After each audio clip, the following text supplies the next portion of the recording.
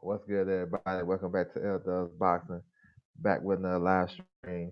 Here to talk about these fights for the weekend of November the 22nd to the 23rd. You know what I'm saying? All things boxing. I just want to touch on all the fight cards that's going on. What I'm saying? Talk about some, what's going on in the sport of boxing. And just do it like I always do.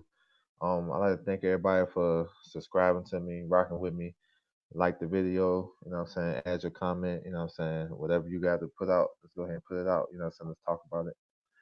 But I'm gonna get right into it. So the first card I want to talk about is an ESPN Plus card. It's on Friday night, or Friday morning or Friday evening, depending on your time zone. Um, November 22nd. Jack Calleron. What's up, Justin Trouble? What's good? Yeah, fight week, baby. What's good with you? Uh, Jack Calleron versus Timo Schwarzkopf. Now, Jack Cal, this is an interesting fight because Jack Calleron is the WBO mandatory for Jose Ramirez. Mark Pinkerton, what's good, man? Good morning. Jack Calleron, he's the WBO mandatory for Jose Ramirez. So he's been mandatory for about a year now when he beat O'Hara Davis last year. He's a slick southpaw from the UK. You know what I'm saying? Tough. Got decent skills. I know the guys from the UK get a bad rap because you look at that's the first thing you do. You look at their resume and you say, well, he ain't fought nobody, or he fighting guys with 60 some losses on on his record, whatever. But he's a decent fighter, though. You know what I'm saying? I don't favor him to beat the top guys, but I think he's a good fighter. They can box. He can his best qualities that he can dictate the pace and he can fight at his pace. You know what I'm saying? Good counter puncher. And you know what I'm saying? It's interesting to see him in the ring. He gonna have to wait to get his mandatory shot because Jose Ramirez is fighting Victor Postal, his other mandatory, the WBC mandatory in February the first, I believe, in China. So it's a good stay busy fight for him. He should get the if he should get the win of Jose Ramirez and post out after this. So it's important for him to keep the rust off and stay sharp and what I'm saying, just look good. You know what I'm saying? And I think this type of fight he needs to show that he's worthy of this because a lot of people don't know him. A lot of people writing him off. Only the real, hardcore fans that really know about the sport like that, they know him. But a lot of other guys don't know. We know Jose Ramirez is unified champion and he's probably, he creeping up there being one of the best fighters in the world, you know what I'm saying? He has a good style, you know what I'm saying? He's marketable, you know what I'm saying? He's good in his community. He can sell out Fresno. So you need another dance partner to be able to create some buzz for that fight. But I'm looking forward to seeing him fight, man. Like always, be able to check him out. So just check your local listings. I got a link I'm gonna drop in the chat, you know what I'm saying, for it's like I did last week. It's a link to basically all. It's like for all the fights, the small cards and all across the world. It's a link that you can go to, and then it'll have once the fight wants to happen, it'll uh it'll take you to that fight. You know what I'm saying? Most of them are free. Shout out to my guy Tim Baseo on Twitter. He want me dropping these fight schedules. It's like an underground fight card schedule, but it actually take you to the link of the fight. So it's pretty dope. I'm gonna drop in the chat for you guys. But this fight right here gonna be on ESPN Plus. You know what I'm saying? You gotta check your local times. I'm on the West Coast, so most times the early cards be like 11 a.m. for me, uh, 12 something like that. So this is just your time for you know what I'm saying, where you at in the world. But yeah, man. In 1 second, let me drop this thing for you guys. Yeah, man. Feel free, man, to follow Tim Basay on Twitter, man. You know what I'm saying? He do some good work. He always showing clips and whatnot. So, you know what I'm saying? That's where I be getting information from too, because he got all the underground fights. All right. All right. So next card I want to talk about is on the 22nd as well. It's gonna be on ESPN Plus. It's the Golden Contract Tournament at 140 pounds. Um, it's I guess these guys, whoever wins this tournament, get a big contract with Matchroom, I believe, out there in the UK. So they got some decent fighters, man. Some names you probably heard of in this tournament. O'Hara Davis, um, Tyrone McKenna, a bunch of UK fighters and European fighters at 140. Muhammad Mamabu, he fought post style in April on the Easter Rances card. Um, he's from France. He's on this tournament. So yeah, man, it's kind of fun. Whenever you got like a tournament style atmosphere, I think it's fun, man. It should always remind me of like March Madness or something like that. Single elimination, you got to come with your A game. They just picked out who they was gonna fight. How the parents yesterday. So you really don't really you don't got that much time to prepare. So it's kind of dope. You know what I'm saying? You don't really know what this guy brings to the table, and you got to rush to get the information. So I think it's dope, man. So it's gonna show who has the best or a good ring IQ to be able to adjust to different styles. So I like stuff like this, man. This is an underground type of card too. It's on ESPN Plus. So the first two cards I've talked about is on ESPN Plus. So the good thing about ESPN Plus to me, um, they'll both be on at the same time, so you can go back and forth. You know what I'm saying? And you can use multiple devices if you got that service. So yeah, man, I be loving that shit, yo, for real, because everything is right there at your fingertips, man. Sometimes I be at the job watching it.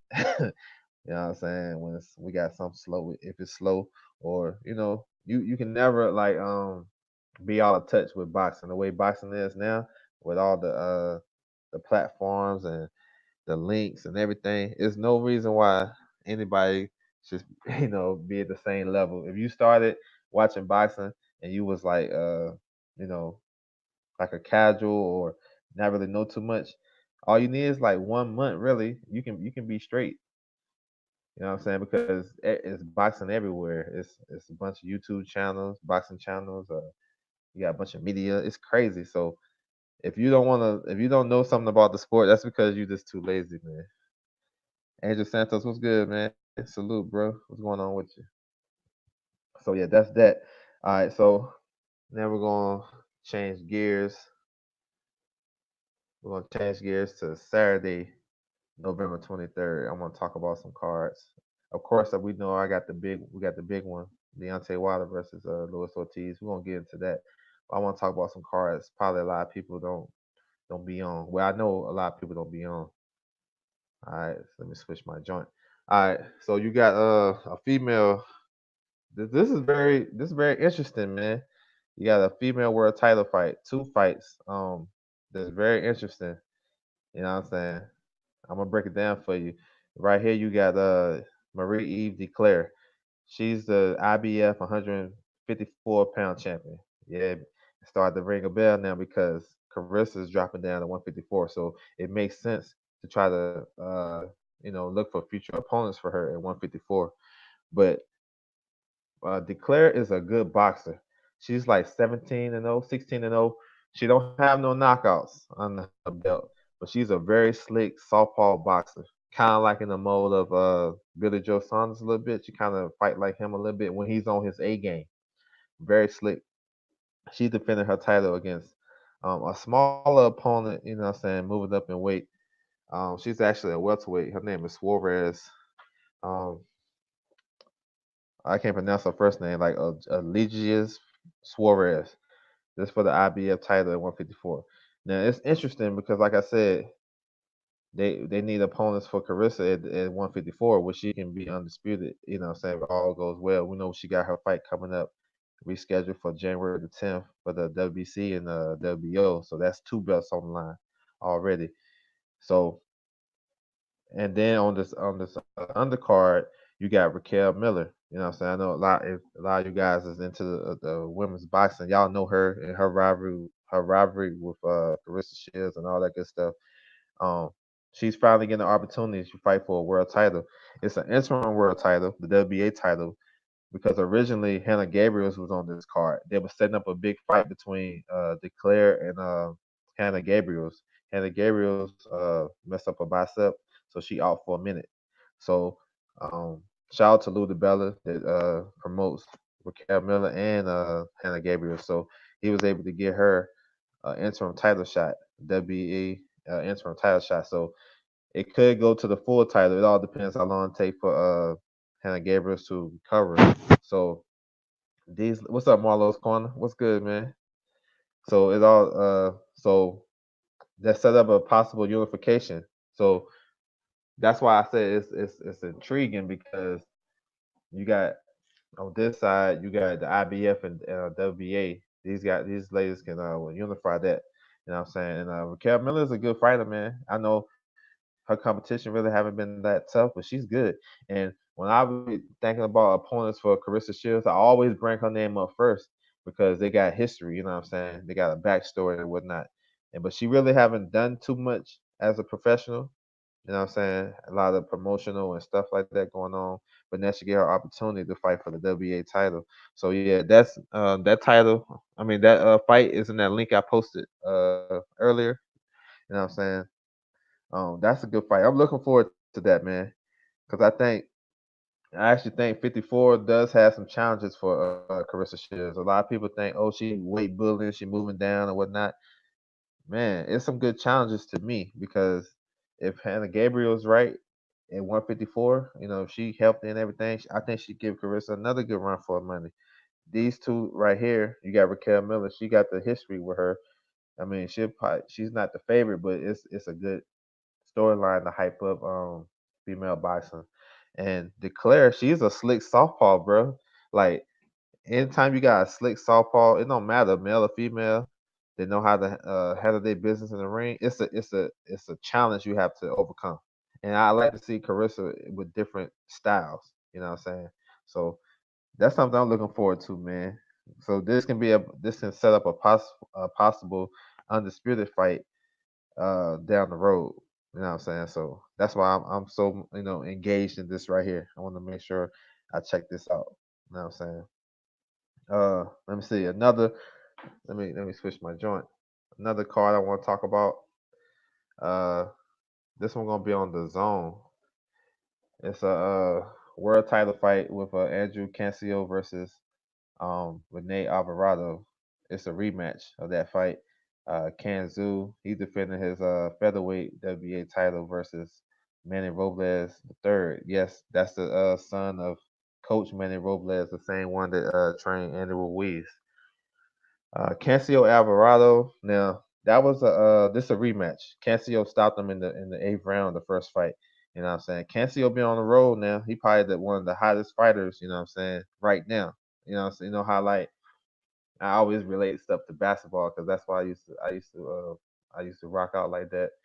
And when you get hot, that shit can carry for stretches of a game because once you see the ball go in or whatever, you just got confidence. Same thing with this boxing shit. Same thing with like any sport.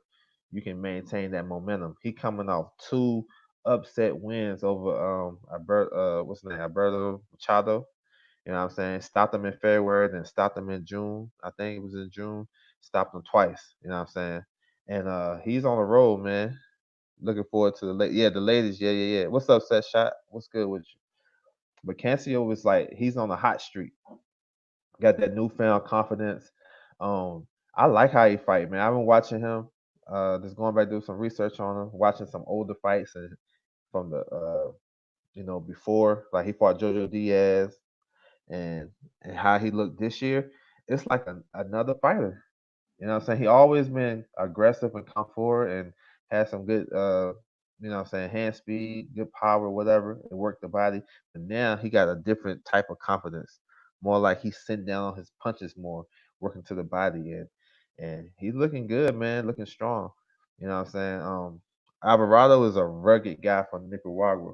You know what I'm saying? He can punch. He got a lot of fights. He's been there with everybody, so he's definitely tested. Like I said, he was stopped by Cancio a few years back in the eighth round. It was just he just got overwhelmed in that fight. And then he got a second opportunity to make things right. So we'll see, man. It's a lot of smoke at 130, man. That division is real nice at the top. You know what I'm saying? And they got some decent fighters in that division. Um, the WBO champion Jamel Herring just defended his title a couple weeks ago. You know what I'm saying? Look good in his fight. You know what I'm saying? We're able to win a decision over Lamont Roach. The week before that, Miguel Burchett stopped Jason Sosa in the 4th round. He's probably the biggest puncher right now. Um, then you got talks of Tevin Farmer defending his IBF title versus Jojo Diaz. You know what I'm saying? Super Bowl weekend. That's a bomb ass fight to me. I love that fight. You know what I'm saying? Um, then you got you got the WA part of it. Did I miss anything? WA? I got all of them. Okay. And then it's a possibility that Lomachenko probably come back to 130, you know what I'm saying? Even though I think he should try to fight all the top fighters at lightweight, but it is what it is. You got the possibility of Shakur Stevenson. If he don't get the fights he need at 126 unification, he'll probably come up to 130. So 130 looking nice. Carl Frampton, he's fighting next week against Tyler McCleary. If he wins, he'll probably get the title shot with Jamel Herring. Oscar Valdez is the main event of that card. He's fighting Andres Gutierrez. You know what I'm saying? That Gutierrez was in the ring with Abner Mares, I believe. He fought Abner Mares a couple years ago. The fight was stopped on a cut. You know what I'm saying? He's durable. You know what I'm saying? Kind of, it was a competitive fight. He come to fight. So we'll see how Valdez look at 130. So like I said, 130 is nice now. Big fights to be made at 130. Yes, sir. All day long. And so Cancio, right in the mix of things. Uh, the next card, the co-main on this card, you got Kanzu versus Manny Robles the third. Um, WA regular title at featherweight. You know what I'm saying? That shit's confusing, whatever. But Kanzu is aggressive, strong guy. You know what I'm saying? From China, he can fight, bro. He's very aggressive and he's big for featherweight. He look like he about 5'9", 5'10". He's a big guy for featherweight. You know what I'm saying? He look like he probably walk around like 145, 150 or something. He's a big guy. And he's fighting Manny Robles the third. Now Robles is a boxer. You know what I'm saying? He's a good boxer. You know what I'm saying? He like to set his shots up. Um, he's gonna be the shorter fighter. See, this the thing. How he gonna be able to deal with the strength and the pop? You know what I'm saying? This the girth of Kanzu. What's up, KOD? What's good, bro? How he gonna deal with that? You know what I'm saying? Because this guy coming, he gonna bring that smoke. So that's a good fight, man. It's a good little style matchup. Avery Sparrow is on this card. Remember, he was supposed to fight Ryan Garcia. He's fighting James Wilkinson. James Wilkinson. I don't know if y'all guys seen that documentary, Counterpunch, with Lil B Hop. Chris Colbert was in there with Primetime Colbert. Peter Quillen. He was in there, I believe. He was in that one, and he was in another one uh Showtime documentary, like Golden Gloves. He was a Golden Glove champion in New York City and stuff like that. So he had a good amateur career. This fight could be fun. This could be one of the best fights of the weekend. You know what I'm saying? That's a little gem for y'all. Avery Sparrow versus James Wilkins. I'm sorry, James Wilkins. That fight right there, it got fireworks written all over it. Another rematch on this card. You got Rashidi Ellis versus Eddie Gomez. I don't know. Like this is interesting because I don't know why they making this fight because Rashid Ellis stopped Gomez in the 1st round in a highlight reel knockout. It's on you. It's all over YouTube, all over social media. Rashid Ellis is a welterweight, and he got a world ranking in the WO, and he just been stagnant. I don't know if he got injuries going on, personal stuff, but I like to see him mix it up with the back half of the welterweight division, like Spence Mandatory. I can't pronounce his name. I can't pronounce his name. I'm not gonna say it, but a fight with Lipinets. You know what I'm saying? Even a fight with Virgil Ortiz. You know what I'm saying? Like he need a big fight. You know what I'm saying? And I believe he gonna be a little bit too much for Eddie Gomez. Eddie Gomez is a good fighter, but the way he got knocked out in that first fight, I don't know if he's right mentally. But we're gonna see though. We're gonna see. So that card is on the zone. You know what I'm saying? Andrew Cancio versus Rene Alvarado part two. You know what I'm saying? That's a little I know nobody probably be watching that shit because of the big fight with Wilder and Ortiz, but shoot, I'm gonna have it on somewhere, you know what I'm saying? So stay tuned for that. All right, the next card I want to get into just another zone card. It's gonna be early in the day though. Um, you got a guy that I'm really high on, man. I like this kid right here. Callum Smith, the WBA champion at 168. He's making his mandatory defense versus John Ryder. I like Callum Smith. I like him. I'm high on him. I like his poise in the ring. I like his counter punching ability. I like how he can I like his I like his counter left hook, you know what I'm saying?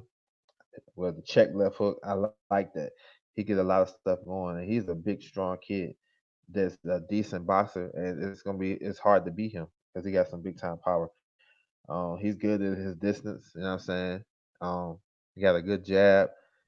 Like I said, he can punch with both hands. So I really like him, man. Um, I know, like I said earlier, the UK guys they don't get the credit or whatever, or a lot of people down on them because when they come over here, they don't have a high success rate. But I look at it like, if you look at the American fighter that's in the same position he in, and the same competition, they get more credit than these guys. And I actually think Kyle Smith is the best 168 pounder. That is my opinion. I think he's the best. I know we got a lot of smoke at 168 too, with David Benavidez, Caleb Plant, uh, Billy Joe Saunders, those champions. You know what I'm saying? Jose Uzcategui, he's still around. You know what I'm saying? He can make some noise with any of those guys. But I just like it's something about Kyle Smith I like about him. I like about him. He's fighting John Ryder. John Ryder he's a southpaw. He's a big puncher. You know what I'm saying? He got some losses. I think he lost to Billy Joe Saunders and damn somebody else I can't remember off top, but he's been coming along lately. He got 4 or 5 straight knockout wins. Big time. He's a good puncher. Strong guy. He's probably like 5'9". So he's gonna be if you can imagine a fight, Callum Smith is more upright, you know what I'm saying, tall, he uses his height.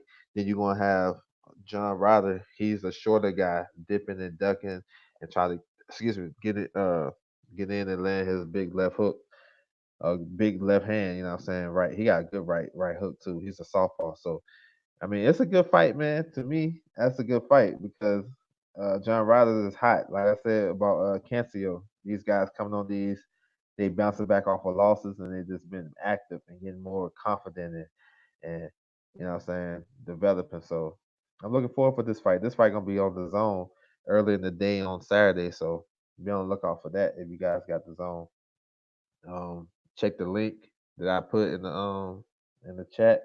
It might be another avenue for you to watch the fight. I haven't really checked it out.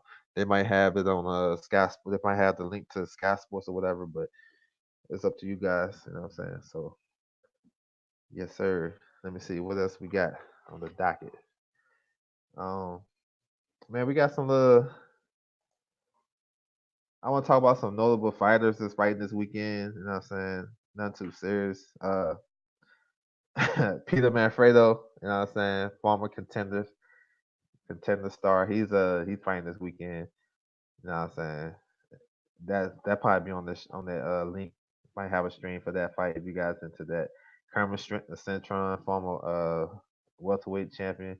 He's fighting at super middleweight. You know what I'm saying? Danny Gonzalez, he's fighting this weekend. He had a good fight with Chris Algieri in January. So you know what I'm saying? Just a little those are hardcore type of cards, like something that you know what I'm saying, you can watch, you might catch a gym or something. That's why I like watching because some of those fights be good. Just like last week. I know it wasn't no big fights last week, but that shit, I enjoyed myself. The best fight last week was Fonseca versus Alex the I can't say his name, but it was a guy I was talking about last week, if y'all caught my stream. He he helped Juan Manuel Marquez get ready for Pacquiao in part 3 and part 4. You know what I'm saying? So he was in count with him, and he fought Francisco Fonseca, the same guy. You know what I'm saying? The Tank beat and Tevin Farmer beat. That was a good ass fight, man. That shit's on YouTube. You know what I'm saying? If you guys haven't, if you want to check it out, so yeah, man, it was a bunch of fights last weekend, man. The UFC Fight Pass on Friday. Showbox had a card. Um, shit, it was so much. I was like, damn. You know what I'm saying? I had almost ran out of devices to watch it on because that link, like I said, that link got the schedules, so all the cards or whatnot. And yeah, that shit was crazy.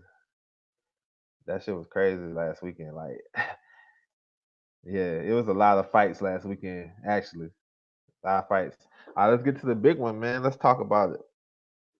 Deontay Wilder versus Luis Ortiz, part two. You know what I'm saying? A rematch of a good, exciting fight. The first fight, it was maybe like 18 months ago, March of 2018. You know what I'm saying? Going into that fight, you had a lot of drama with Ortiz failing drug tests and making excuses and all and whatever. And it was still questions about Deontay Wilder because this was basically his biggest test. Now he had some nice, decent tests, but Ortiz was his biggest test to date, in my opinion. And he was able to go in there, weather the storm, dropped him in the fifth round. We all know the story. Got hurt in the seventh, and then came back in the 10th to stop Ortiz. Um, a year, some change later, Ortiz is 40 now, Wilder 34. It's a tricky fight, man. It's a tricky fight for Wilder. It's a tricky fight because you can't look good against Ortiz. Like he gonna make you think. You know what I'm saying? Even in the first fight, you know what I'm saying, he had Wilder kind of confused a little bit. It was hard for him to get his range against Ortiz because he's such a good counterpuncher that he gonna make you work for everything. So anything you throw out there, he's throwing some shit back at you. You know what I'm saying? He put himself in position.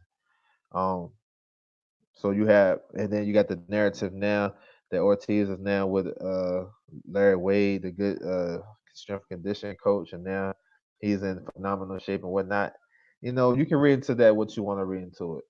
You know what I'm saying? My thing about that is you 40 years old, you putting that stress on your body. Let's see how much it's gonna really pay off in that fight. It sounds good, and it's good to get yourself in the best condition possible fighting a guy like Deontay Wilder because you never know what's gonna happen with him. His power is so crazy. But Ortiz does have a chance to win this fight, though. It's not no whitewash. Like Ortiz, I think what he has to do to win this fight, he has to be more patient. You know what I'm saying? He has to be more patient. The first fight, he was impatient. He was getting into exchanges with Wilder, and he was wild. He wasn't sticking to his fundamentals. He was just getting punches off. He wasn't. I don't think he was kind of anxious trying to get it. He did clip Wilder with that nice ass check right hook. That was nice, and then follow up with a big left hand down the pipe. But I think he had to be more patient, and he has to be a little bit more active early. You know what I'm saying? Go to the body, yo. Go to the body. You know what I'm saying? Jab to the body.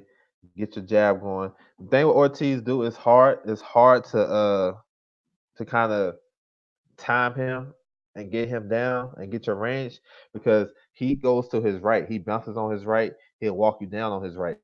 Sometimes he'll get on his toes and he bouncing to his right to get the jab off. But what he trying to do? He trying to throw the throwaway right hook so he can land the straight left hand down the pipe. That's his bread and butter right there. You know what I'm saying? He'll throw a hook, then he'll take a big step, like almost like he about to throw a pitch, you know what I'm saying? Like he pitching on base, you know what I'm saying, on baseball or some shit. And he'll take a big step and he'll throw a big left hand down the pipe. That can be his downfall because when he's taking that big step, that's a chance for you to punch in between that, kind of like how Wilder did in the was the 10th round when he got him hurt. But I think he just gotta be more patient, use his jab up and down, you know what I'm saying? And he have to like, especially in the exchanges, he have to be very, very patient. You know what I'm saying? Because he know that shit is coming, but he can get inside of Wilder's shots and he can beat him to a punch. You know what I'm saying? But he just have to be patient about it. Wilder, I think for him to win this fight, man, of course the power is crazy. It's undeniable, yo.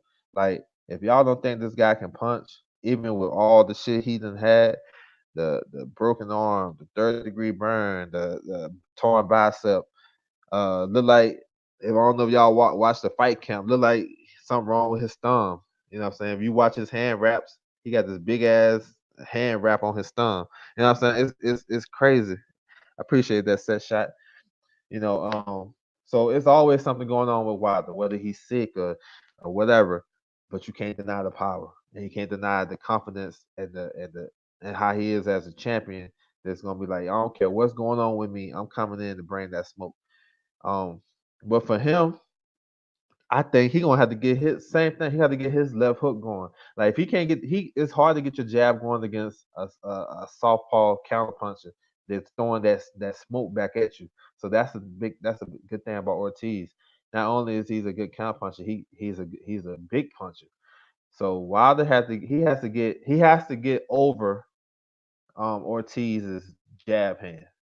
You understand what I'm saying? They orthodox and softball. So is he gonna throw a hook or a jab around that thing? He can't paw with his shots like he's been doing. I know it works for him. It sets up the big right hand because whenever you see a guy pawing, he want to set up because if see think about this, if you pawing, it can set up more. You can get more leverage on your big shots. But if you throwing if Wilder throwing a power jab, he's not gonna have nothing on his big right hand. Well, the normal person don't have shit on your right hand because you gotta. It's about balance. So if you just throwing out some slow shit and then you just explode with your big right hand, it kind of surprises the guy. Just like what happened in the fifth round. You know what I'm saying? So I would say don't over like you gotta disguise when you pawing with your jab. Throw a sharp jab, then paw with it. You know what I'm saying? He gotta mix it up. I heard people say he gotta go to the body. I disagree with that shit because a tall guy shouldn't be going to the body. You got the height. Why is you going to the body? You know what I'm saying? If he has to go to the body, then he's fighting the wrong fight. You know what I'm saying? He shouldn't be that close to Ortiz.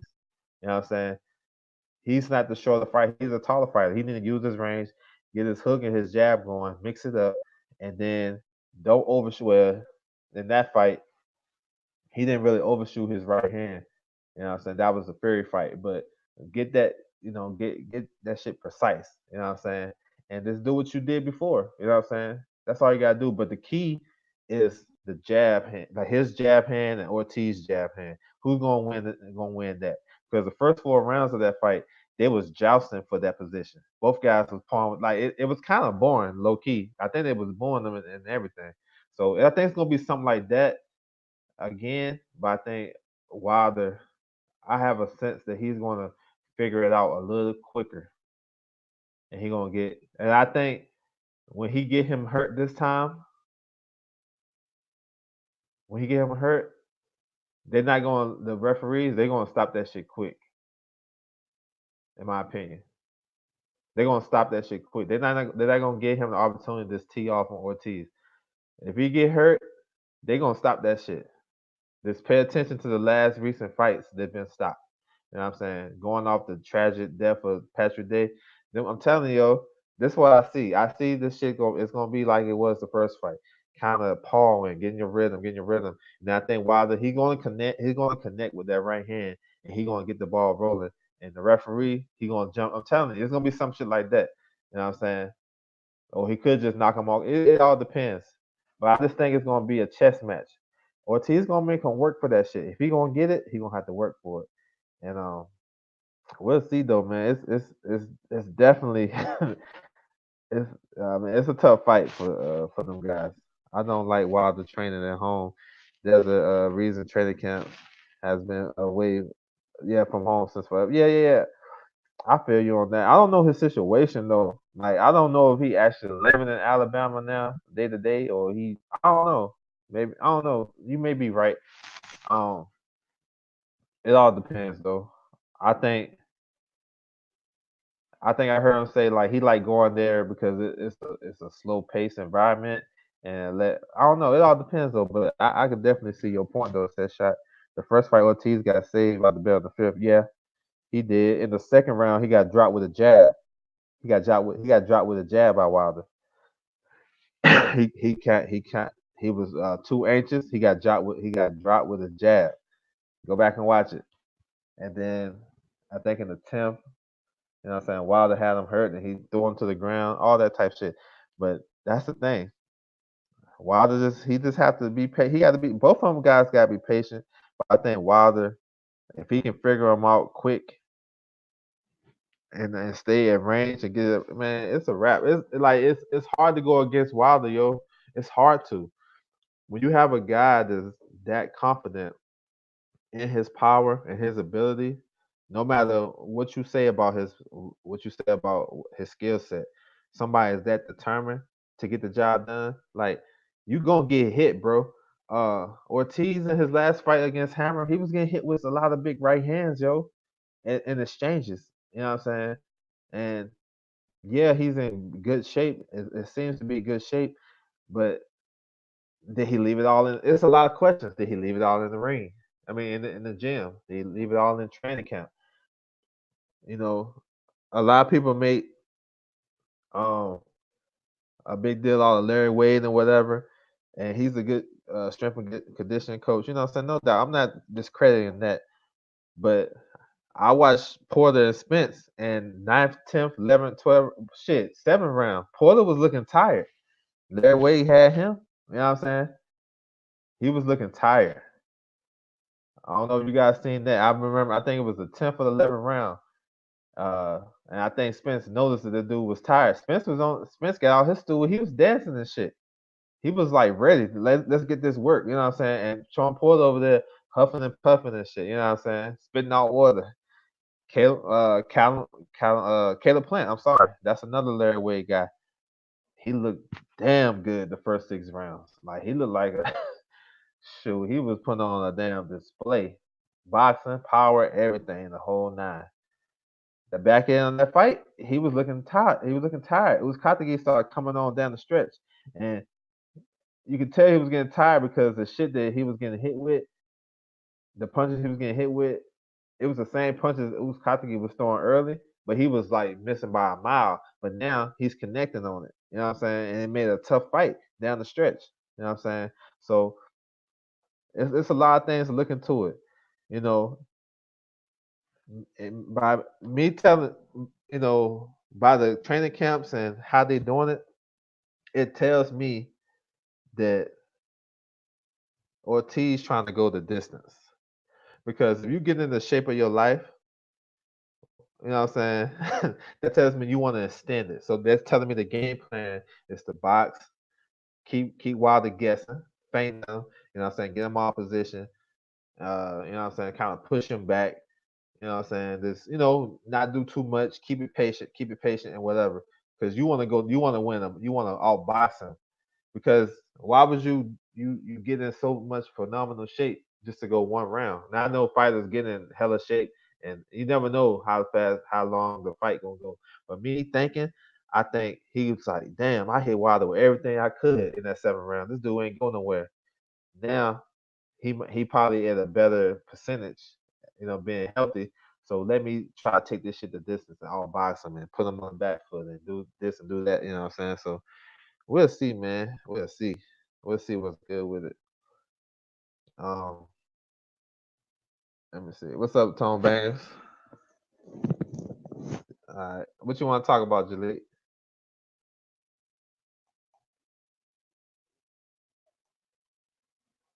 How you do that? Hit me in the comment thing on this thing. Hit me on the comment thing. I got you. Yes, that shot. Yes, sir. Yeah. See that's what I'm saying. When a lot of people put a lot of emphasis on the strength and condition coach, that shit right, it tells me something. Like, come on, bro. That shit don't really win you fights. Like, you get in hella shape and all that good shit, but it don't necessarily win you fights. And it's a different type of thing. Yeah, Wilder's brothers on the undercard. Yeah, Marcellus Wilder. Yeah, he's on the, I think like the second fight when they open up the doors and whatnot. He's fighting a guy, a former MMA guy. You know what I'm saying? He like 6'5". The guy like 6'4", 6'5". You know what I'm saying? So his boxing record is like 2-2 or something like that with like 2 draws. I don't know what, this shit kind of crazy. His MMA record is like 8-5. The dude, I think his name is like Dustin something, Dustin Long, I believe. But yeah, Julie, hit me in the little comment shit. I put the link in there. Um, they don't know shit about yeah, but yeah, man. I like this fight. I think it's gonna be fun. When this fight was first announced, I didn't like it because I'm thinking, and not because I'm like Wilder's my guy. It's not like, oh man, he got to fight Ortiz. No, no, no, no. Because I was like nervous, like I didn't say nervous, but I was more on the edge of my seat the first fight, and he got through that shit. So I'm like, man, he got this one bad. It ain't that. It's just I like to see them fight different opponents. I wanted Karnacki, you know what I'm saying, for this fight, or I wanted another heavyweight. Like mix it up, but it's okay. He's doing uh, a respectable thing because Ortiz is one of the guys a lot of people don't want to fight. Regardless, I know he turned down that AJ money to fight AJ and whatever, and it's cool. You know what I'm saying? I thought, looking at it, I'm like, damn, if you turn down that. Now I'm gonna talk about some money real quick. I don't really talk about money, but I'm gonna talk about it right on this one. If you think about it, they said Ortiz was what they was gonna give him 6 or 7 million. I don't know the exact number to fight AJ for 3 belts.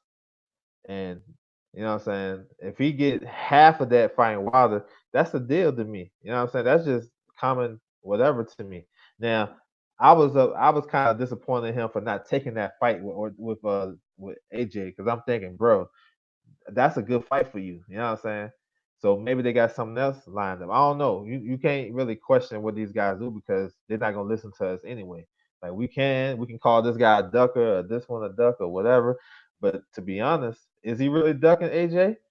Because everybody in this chat, everybody that know boxing would tell you that Wilder is a more dangerous fight than Anthony Joshua. So is he really ducking? So if he ducked AJ to go fight a killer that just beat him, just stopped him, then is he really ducking? Or we playing narratives and trying to, you know what I'm saying? Which one is we trying to do? Because obviously he's happy with his deal that he got because they getting his daughter the treatment she need and they're getting him involved in all this shit. They got him fights. This dude fought. This is fourth fight. This is fourth fight since he fought. Well, yeah, this is fourth fight since he fought Wilder. So obviously he's happy in something in a situation. So I think a lot of these guys on these boxing channels, they be going in these guys' head. They don't think about the whole thing of it because they got to fit their narrative. And I understand you got to get the views and whatnot. But when you think about it, like shit, I'm gonna roll with the guy who got me here, Al Hammond or whoever. Or I guess I'm gonna say Al Hammond. He did everything he said he was gonna do. He got me fights. You know what I'm saying? He got my daughter the good treatment. You know what I'm saying? We got the doctors. We got everything. And he's gonna get me this rematch against Wilder. You know what I'm saying? Even though it's a dangerous fight, you know, let's say he go to the zone. You see how they, you know what I'm saying? Let's see if he took that fight with AJ, how that's, you know what I'm saying, how it would have been structured. Like we don't know. We just only hear what a reporter put out, and then we just take it and run with it. You know what I'm saying? But it is what it is. So that is my little spill on that shit. He probably had more lucrative deal with Wilder. Definitely had a better camp. Yeah. So and another thing, another point, man, that that should bring me to another point, Tom Bangers. Y'all remember when Brandon Adams was supposed to fight either Triple G or Jamal Charlo, and he said I'll fight Jamal Charlo because this is more money, it's more lucrative. I mean, what you saying? Triple G just signed this big ass deal with the Zone. He don't got no money. You know what I'm saying? What I'm saying? So a lot of people, man, they you know what I'm saying? They misinterpret shit because they gotta stick to a narrative. You know what I'm saying? So you gotta tear down this one to build up yours. I understand. But if they got so much money, they throwing out money left and right. Why you can't secure Brandon Adams? He's a reality star, right? He's coming off of he won the contender. He ain't really done nothing in his career, like not like that to deserve whatever. So they went the cheat road. They went and got Steve Rose. There was there was a fitness instructor in Canada and brought him over. You know what I'm saying? So if they got so much money, then why they ain't? It's always something to it. You know what I'm saying? And the thing with the Ortiz thing, me first seeing it, I was like, yo, hey, take that money, yo. I think you can beat him. That should be easy work. Not easy work, but that's the easier fight for him. Wilder or AJ. I would say you got better chances with AJ because same thing how or Ruiz clipped him because AJ tried to get too greedy. Ortiz would be right there. You know what I'm saying? So it is what it is, man. It's just all about how you interpret shit, how you want to break it down. So you know what I'm saying. I just try to keep a level head with shit. Excuse me. So the undercard for this pay per view is kind of dope to me. You know what I'm saying? It's some good fights. Leo Santa Cruz versus Miguel Flores. Now we think about Leo Santa Cruz. He got a bad rap because he ain't been taking the fights we want him to see. We want him to take. He didn't take the Rigo fight. We're still mad at him about that. The Gary Russell fight, that's an ongoing kind of duck situation. But he makes for good fights. The guy he's fighting, he's gonna come to fight. Miguel Flores, he's a good fighter. He's not. I don't think he's on the level of the top guys or whatnot, but he's going to be competitive. And Leo just just better than him in my opinion. But that's a good little fight though. You know what I'm saying? If you're looking for getting your money's worth, it should be a good fight. Um, Tom Bangers, Al Hammond pays fighters fairly well. That back end money, that back end money. And he's look, and this another thing too. We don't know what Al Hammond do. Nobody know what he's doing. I agree, Lawrence, but Eddie Hearn is a terrible person to deal with and negotiate. Yeah, I mean he'll try to get you. Look like he tried to get Andy Ruiz. You know what I'm saying? He tried to get his ass. And the best thing that happened for Andy Ruiz is Dylan White testing positive. That's the best thing that happened for him because his contract was just a rematch clause and you get a certain percentage. That's it. He probably he making they saying the reported amount he's making like 13.5 now. You know what I'm saying? I bet you he won't get in that before. I think he got like 5 or 6 for the first fight, and then the rematch is supposed to be under 10, bro. So 2 fight deal for $15 million. Now he had leverage. You know what I'm saying? When Dylan White tested positive and they don't got no commission, they don't got this and all that shit. That shit helped him get more money, bro. You know what I'm saying? And why would he get more money? Because Al Hammond them they negotiated that shit. So yeah, you own it on that.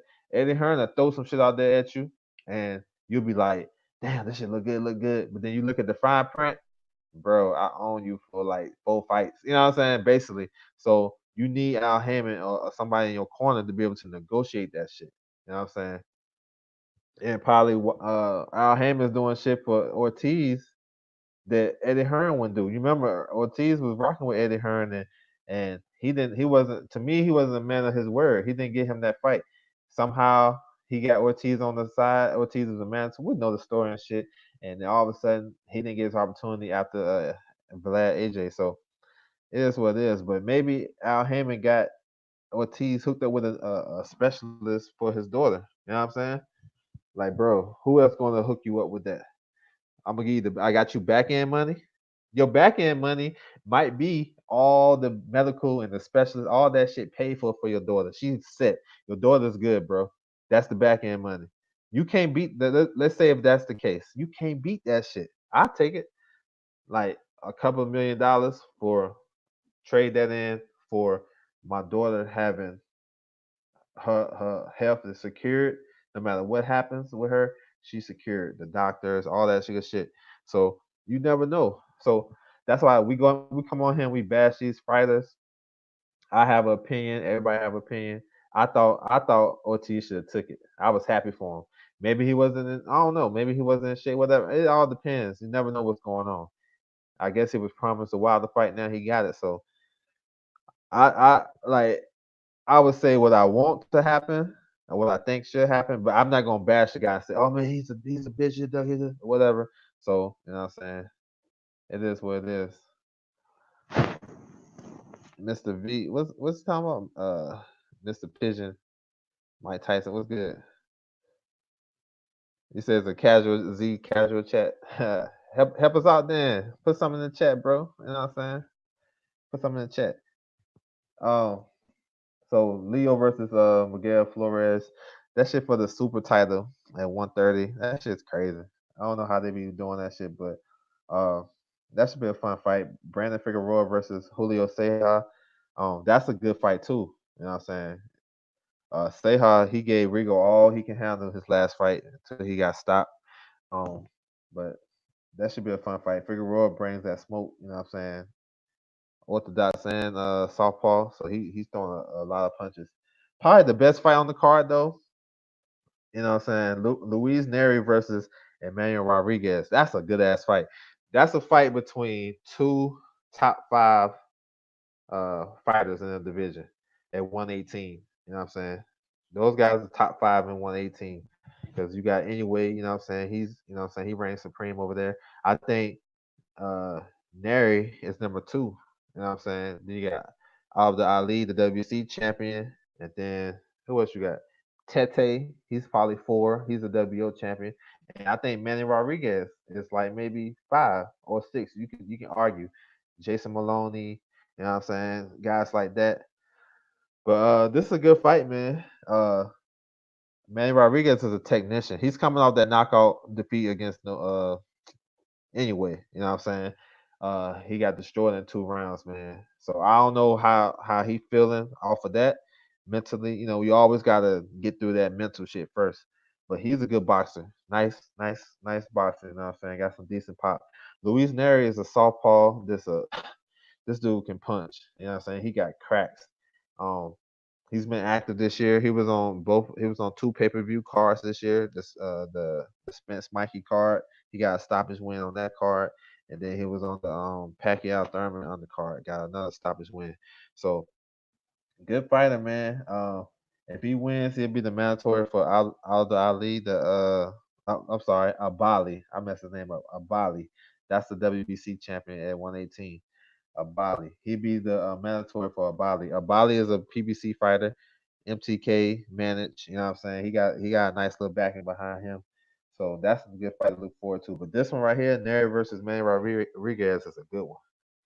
Um, Let me see. Yeah, I remember Ortiz crying after. Yeah, see what I'm saying?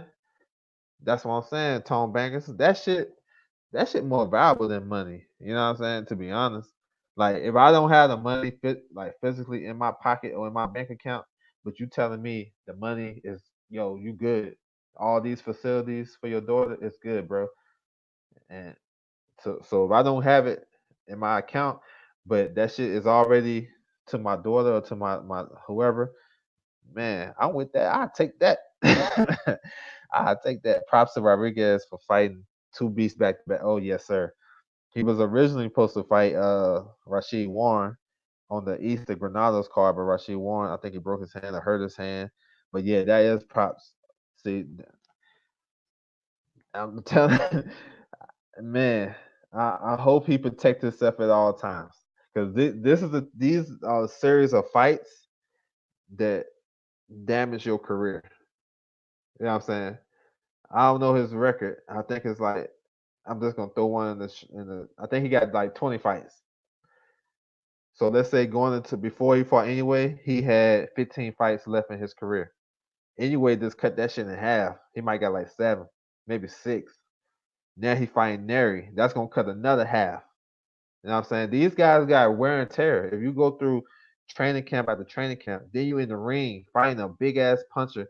They fighting the 8-ounce gloves. You see how big anyway fight punching and Neri, that shit taking shit out your career. So maybe man, I hope he protecting himself at all times though, because this can, like you said, he fighting two beasts back to back.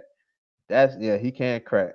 It's gonna get See, he gonna mess around and gonna mess up his career, and then he gonna be a journeyman for an up and coming guy. I mean, that's how boxing works.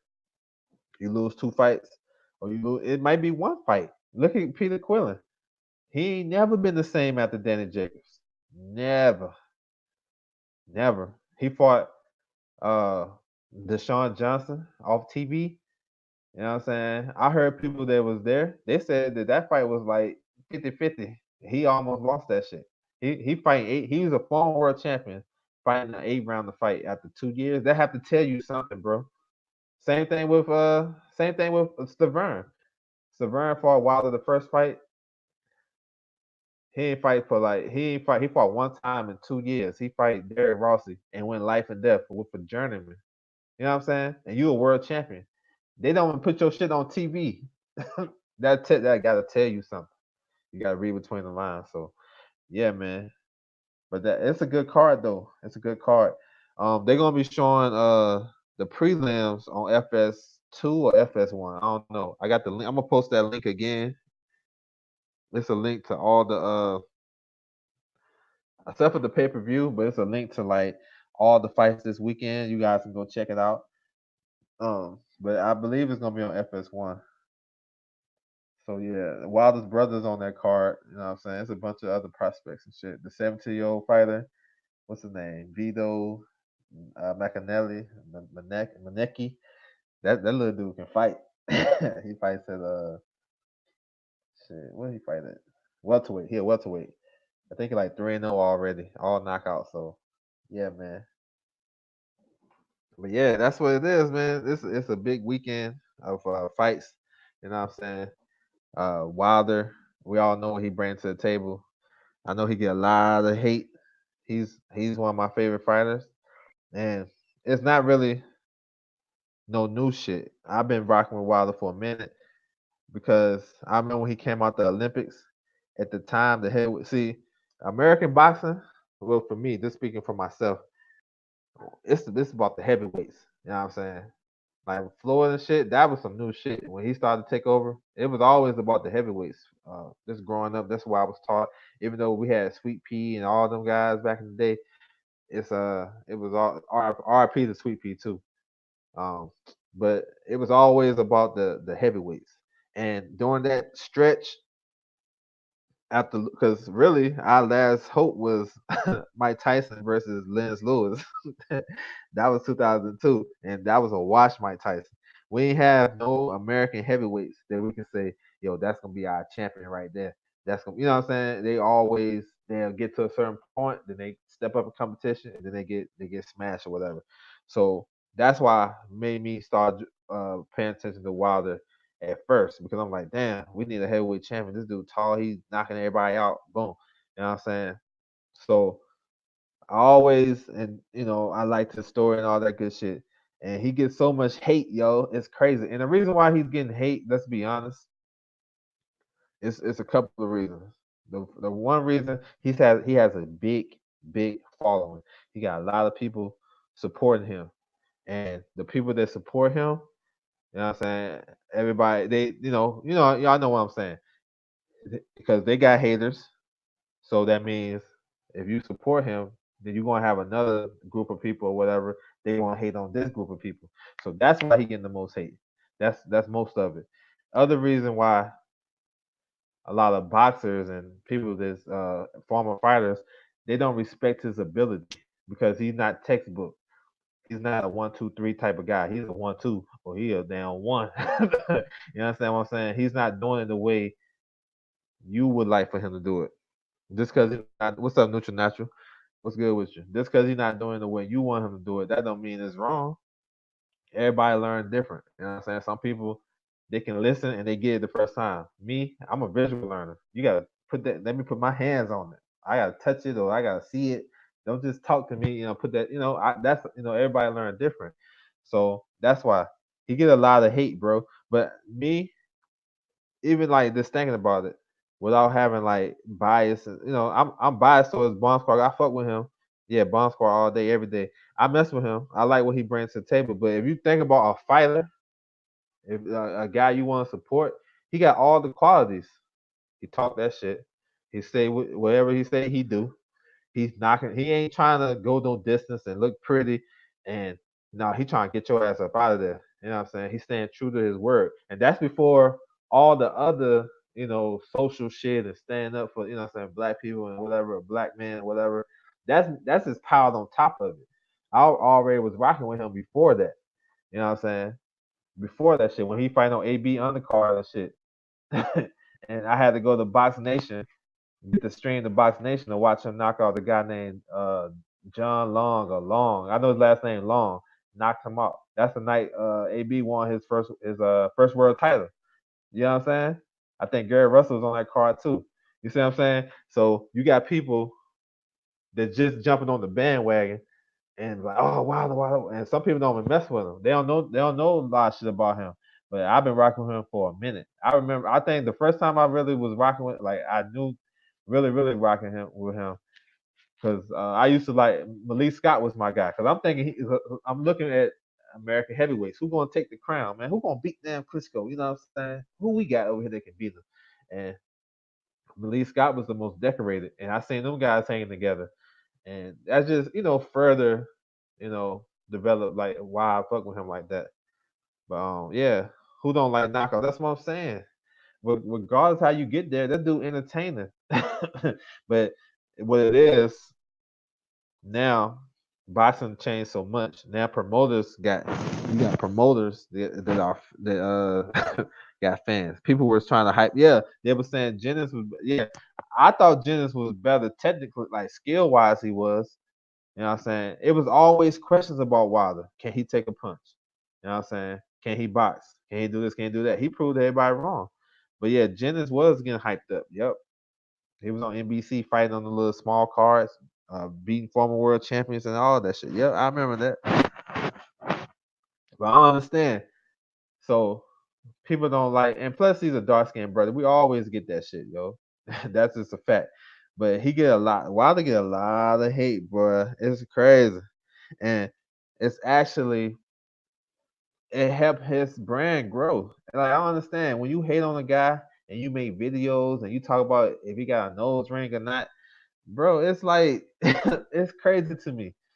Cause ain't nobody telling you, you know what I'm saying, how you should dress or how you should look or what cologne you're supposed to wear if you wear cologne or what type of sneakers you wear. Like that shit is crazy. You know what I'm saying? Who cares about a nose ring? I seen it with the nose ring. That shit didn't like it didn't make me feel no way. You know what I'm saying? Like how he dressed and shit, do I like is that my cup of tea? No. But that ain't for me to go make go on a 2 hour live stream and say, man, wow, this pants tight as hell, bro. You know what I'm saying? What's wrong with him? You know what I'm saying? Like, come on, man. That's just crazy. That's how you know this guy got hate. Yeah, Seth Mitchell, they was building him up too. You know what I'm saying? Because he got it. Seth Mitchell and Wilder basically started before and like started at the same time. He was on a faster track than Wilder. Once Ariola got him up, well, actually, he got stopped by Jonathan Banks, but he still got an opportunity. He came back and got the rematch with Jonathan Banks. But then after Ariola stopped him in one round, that was it. Because they was talking about him. He was gonna fight Klitschko. You know what I'm saying? One of the Klitschko's. They they act up. He beat up his girlfriend. Oh, you talking about that shit? I forgot what year. I think 2011. I don't know who it was, but I remember that shit. He was supposed to fight Shazor. You know what I'm saying? He was in he was in he was in Vegas, I believe. And I don't know if it was a girlfriend or not, but what I read was they tried to set him up or some shit. Somebody tried to set him up or rob him or something. He just went crazy and started knocking everybody out in the room. That's what I heard. I don't know, but maybe you're right. Maybe be up his girlfriend. I don't know, but like I remember Severn said domestic. You know what I'm saying in the press conference, but domestic can be anything, bro. Domestic can be anything. If I have issues with my lady and they call police and I get booked for, they're gonna say domestic. That don't mean I put them hands on them. It's domestic, so it is what it is. It's just talk.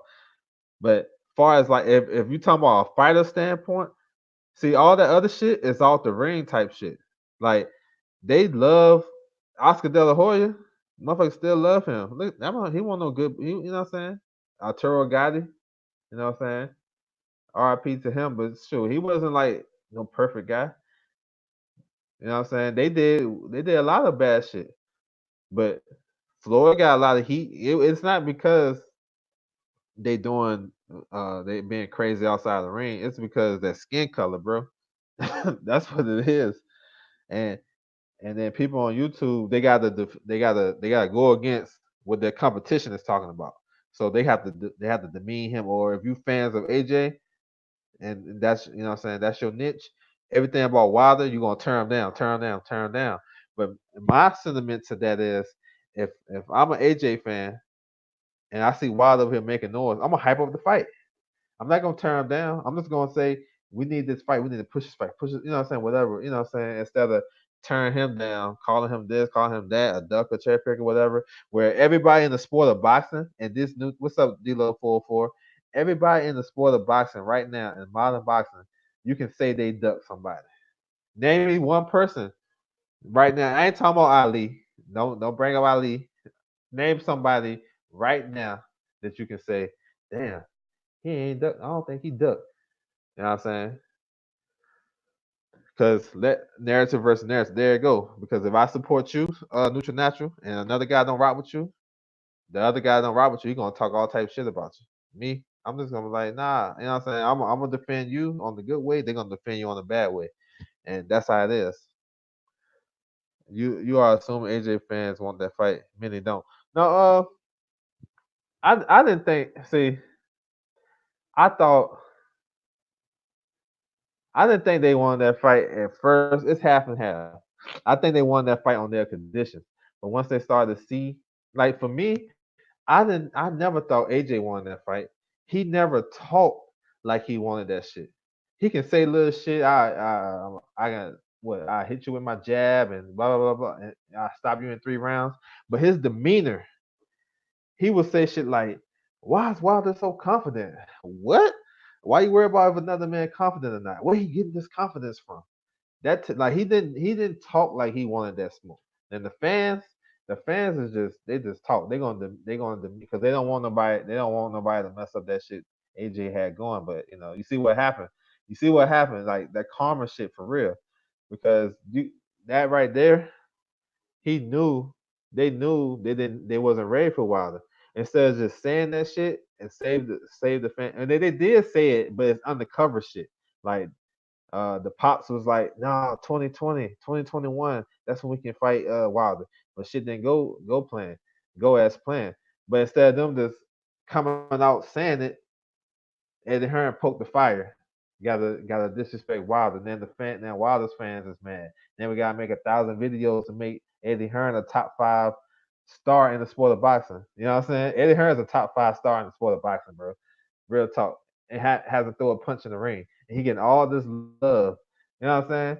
Every interview he do, motherfuckers is dissecting that shit. You know what I'm saying? And that's crazy to me because I'm like, damn, I wish they should have that energy, break it down to fight. You know what I'm saying? If I ask them a question in the chat, you know what I'm saying? Like, yo, what about such and such fighter? Oh man, who cares about him? Let's get back on Eddie Hearn. Man, you see, you know what I'm saying? So as a boxing YouTube community, they created a monster, bro. Now he can't avoid the camera. So it kind of they never wanted that fight to me. That they wanted it on their terms, but by him talking so much and the fans and all this shit, then it makes if the fight was supposed to be a year from now, with them talking all that shit, nah, we moved that shit up to like 4 months from now, 6 months. That shit got moved up because you guys talk so much shit and we done made Eddie Hearn a star on YouTube and shit. It's crazy. I actually think more boxers aren't duckers. There are more boxers that want an opportunity regardless than those that want to duck. I'm not just talking about top guys. Yeah, I think it's about the opportunity and what right for their career. Most AJ fans definitely don't want AJ to risk facing Wilder. They would rather turn him down. They'll turn him down, but they don't want to put him in the ring with him. You know what I'm saying? A lot of boxing has changed so much because it let me see how I can say this. It always been like this, but now it's more profound. Like I got a manager, I got a promoter, I got a strength conditioning coach, I got a chef, I got a nutrition, I got all types of shit, right? And everybody got an input to tell, oh man, don't take that fight. Let's take this fight. Let's make progressions. Look how they moving Tank. They moving Tank like he a damn, like he's like he's a prospect. That's how they moving him. You know what I'm saying? You can't tell like, but that's how boxing is. They gotta do what's right for them, and I understand that. I understand. You know what I'm saying? I can't knock another man's business model. You know what I'm saying? You gotta do what you gotta do, and it's not for me to say. But for as a boxing fan, it's tough because we want these fights, and we want you. Not that we want you, not like we. It's not that we just want these fights. We want you to act like you want them. We want you to talk like you want it. Like not just going on Twitter and say, "Oh man, I'll fight you tomorrow," but then no negotiations. You know what I'm saying? Or no, whatever. So it's about what you say and your actions towards that. You understand what I'm saying? Don't say I want to fight. It's always I want to fight this guy, but you got a fight coming up. Like, what's the purpose of saying that? I mean, invite him to the fight. If you're gonna talk shit about him, be like, "Hey, bro, I'm fighting on this day. I need you. I got you tickets, yo." And then get in the ring, and then we're gonna see what it is. You know what I'm saying? They don't do that shit. They just talk shit when they got a fight coming up. I never believed AJ could mess with Wilder, but I always have wanted to fight and still do. Yeah. See, with that fight, I thought, cause see, I originally I favored AJ because I thought AJ was tall enough and rangy enough to catch Wilder on the back end when Wilder, excuse me, you know how he started getting wild and whatever, and when in exchanges he can be there in range to clip him on the way out. You know what I'm saying? But after seeing his demeanor, nah, bro, that mental shit is real. You know what I'm saying? He's thinking about the right, and he don't move his head, so he's basically tailor made. But when he don't move his head, he right there, right there. He ain't moving his head. He moving like his upper body, but his head ain't moving. It's still on the same straight line. So, but I thought he would give Wilder some issues because I feel like he can punch Wilder, be able to get him on the back end of punches. You know what I'm saying? Because he's long enough. You know what I'm saying? But now, like just watching him how he is, nah, he's scared of that right hand, bro. He's scared of that shit. But I still want to see it too, because I think even if like the heavyweight division, it is kind of small though, because you can recycle some shit. But I still would like to see it. But if he loses to Ruiz, I just don't see him coming back like that. I don't see him coming back. To be honest, why couldn't Usyk be at Wilder's fight instead of Ruiz AJ card? When Usyk talk all that stuff when he fought Witherspoon. Yeah, that's what it is. I remember Evander Holyfield. That motherfucker went to every Mike Tyson fight. Every one of them. Like when he after he beat De Leon to become undisputed in 1988 at cruiserweight, and he said I'm moving up. He fought former Tyson opponents, Tillis, Pinklin Thomas. Then he fought Michael Dokes and whatever. But he was at the Spinks fight when Mike Tyson fought Spinks. He was at the Call the Truth Williams fight. He was at the Frank Bruno fight. You know what I'm saying? He was at Buster Douglas fight. He went to Tokyo, bro. You know what I'm saying? He was on Mike's ass. And like if you call a guy out, you should go to their fight, bro. You should go to their fight. Go to their fight. Put pressure on them. Go in the locker room and wish them good luck. Yo, I'm here. You know what I'm saying? If it just so happens you want to get that work, I'm right here. I'm just letting you know I'm here. You know what I'm saying? Nah, that shit. That's why most of that shit is clout chasing. You know what I'm saying?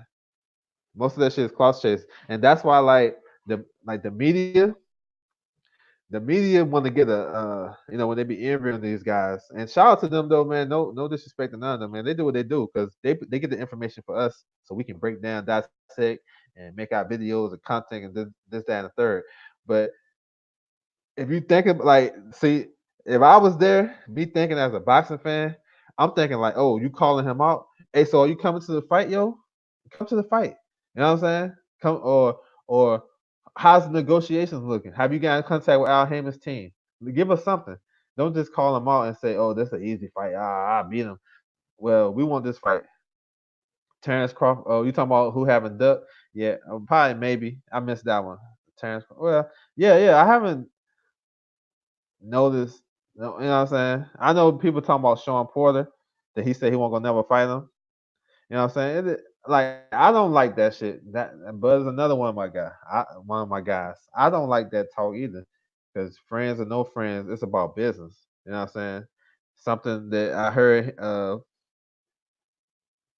Henry Armstrong say back in the day when guys used to idolize him, talking about, man, yeah, you my hero, bro. You my hero.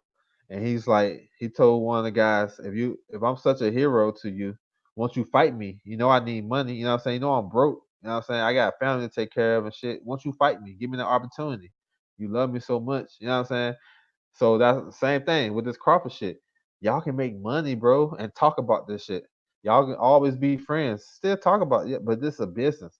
You know what I'm saying? If you can make over to $8 to $10 million, Sean Porter can make to 5 to $6 million. Hey, let me take care of my family. You know what I'm saying? But if their friendship's that tight that they can't do that, then is it really a friendship? You understand what I'm saying? Because me and my partner, hey, we talk about shit. Hey, bro, if it came to it, if I had to, you know what I'm saying? You my nigga, but hey, it is what it is. You know what I'm saying? And then if our shit strong enough, then we just rock out at the end of it. You know what I'm saying? That's just my perspective on that. So I want to see him fight that guy. But is it like ducking? I still don't say it's ducking because look at it. Porter fought Spence in September 28th. Everybody that follow boxing know Bud was coming back December 14th versus his mandatory. It just haven't got announced. But everybody knew the shit. Now after the fight, he said he's willing to fight Bud, but the fight already signed, still and delivered. Got the undercard popping and everything. Co-man to the female. But now people trying to say, oh, he ducking Porter. How he ducking him? He got a fight. This guy coming off a tough fight. You know what I'm saying? He's looking to get a rematch with Spence, which I think he should get a rematch sometime. You know what I'm saying? This dude Bud got his shit already signed, sealed. Now he ducking. How he ducking? If the people that say that Porter's ducking, provide me with the provide me with the contract information. This because Kenny Porter said, "Oh man, we'll fight. We'll take that Crawford fight." Okay, that's good shit. But how's a man ducking if he didn't turn down no fight? Even if he said he ain't want that fight, uh, is PBC making? Is they making effort to make that fight? Y'all really think they making an effort? Come on, man. That I'll be laughing at this shit sometimes. But I understand you gotta stay on code with your narratives. So it's okay. It's okay. You know what I'm saying? But it's still funny. You know what I'm saying? But this wilder shit though, he gets so much hate, it's crazy. It's crazy. You know what I'm saying? I just think a lot of that shit. I think deep down inside, when people they really look if you judge him off of boxing and what he does in the ring, I just think they secretly root for him. But maybe they really rooting against him because they gotta throw it in the face of this of another. You know what I'm saying? Y'all know what I'm talking about. They have to throw it in the face of this. This group versus group. So I got throw it in his face, and they gotta debunk everything this one side say. And to me, that's just petty. That's some little kid shit. Just break down the fight as it is. If you feel like he gonna get knocked out, say what you say. You know what I'm saying? Don't critique them because his pants is too tight. You know what I'm saying? Like, who cares about that shit? That's some little girl shit to me. But it is. I mean, hey, however you get views or whatever, hey, you gotta do what you gotta do. But there's no denying this guy's star power because whenever he fight, you see the what's that shit called? The fight camp shit they got going on. It's one of the highest rated fight camps. All his fights are high rated. Uh, whether you say his pay per view is low, whatever the case is, people tune in. Everything happens after his fight. It becomes a meme. People talking about it. People this, that. You know what I'm saying? You gotta make all types of videos to debunk him. You helping out the progress. You did what I'm saying? So I say keep doing what you're doing. I like Wilder, yo. I like him. I like him. I think he's great for the sport. He helped bring back the heavyweight division, bro. I gotta give AJ some props too, because he was over there in the UK and he was doing his thing. Tyson Fury, you know what I'm saying? These guys, they helped bring the division back. Andy Ruiz, you know what I'm saying? And if it wasn't really for Deontay in America, shit, that's why I say he get more credit to me for bringing for being a part of the heavyweight division because he's in America, and we all know boxing is it's more lucrative over here. Why fans watch and talk boxing Why fans watch and talk boxing just to be in a boxing group? I mean, I don't know, man. I guess I don't know. I no knocking that shit because I think the concept is dope. I ain't gonna lie, it's dope. Like you got a bunch of channels working together to promote the sport of boxing, whether you like what they say or not. It's dope to me. You know what I'm saying? Now, do I agree with everything they say? Absolutely not. But I think the concept is dope because YouTube boxing. When we talk about boxing on YouTube, it's they promote the sport more than the promoters do, more than the networks. You got boxing on YouTube every day, and you got like so many avenues to go. So if you don't like this channel, that channel, whatever, you can go over here. If you want to talk about drama, you can go over here. If you want to talk about straight up hardcore boxing, you can go over here. It's a bunch of places. So I think it's good. I don't have to agree with everything. Like that's not my cup of tea to judge a man how they look and all that good shit. Imagine if Wilder would have lost to Severn in the first fight. Uh, you know, if he would have lost then, he would have got a lot of flack because people were saying he was a hype job. He was a Al Heyman, manufactured type of guy, and a lot of people thought he was gonna lose that fight.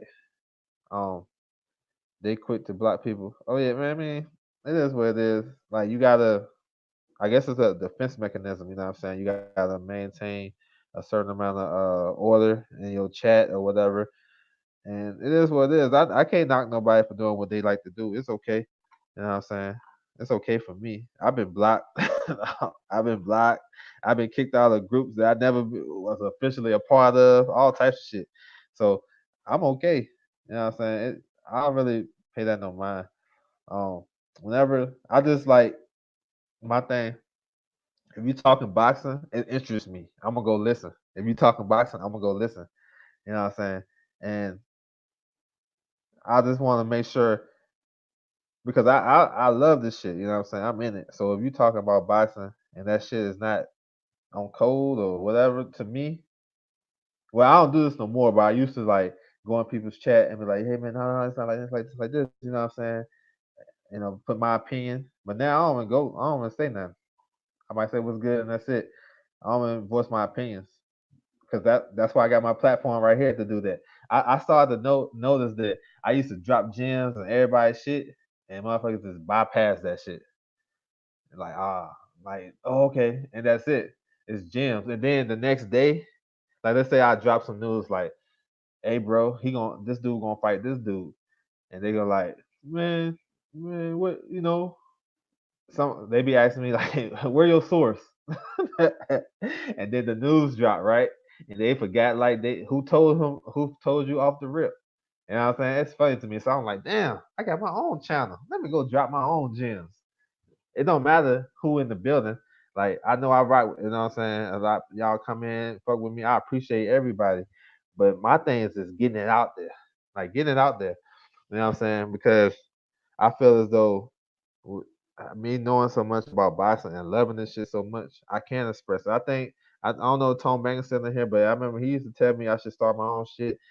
Mr. Boxing the Day told me I should start my own shit. I used to get, listen to other people and just get like kind of motivated about, I can do my own shit because I can do my own. I got my own way about going about it. And I'm not here to tear down a fighter. I'm not here to you know do any clickbait shit like that. It's straight boxing. So if anybody want to talk about boxing with me, I'm ready for that shit. You know what I'm saying? It's hard, like for real. It's hard to debate me about boxing. It's hard. These dudes never drop sources linked to their videos. Yeah, yeah. It's all good though. You gotta do what you gotta do. And I think part of that is because the people they get it from, they don't respect them, and everybody. Oh, excuse me. Everybody in this boxing shit, they get their source from somebody. They get it from somewhere. Even myself. Now, mine's I feel like I'm a little different because I go do the research first. You know what I'm saying? So if I go do the research, that's my shit. You understand? I might like I give an example. my man LDTB, he did drop a gem for me. He said, "Hey, bro, um, he heard that Santiago was gonna fight Devin Haney." This before the shit even got announced. It's probably like a week or two before it got announced. So I was like, oh, I seen his name in the rankings. See, that's the thing. I'm steady on the rankings. Like, oh, I seen his name. He like number 17 or some shit. Okay, okay. So then I started doing my research. Boom, boom, boom, boom, boom.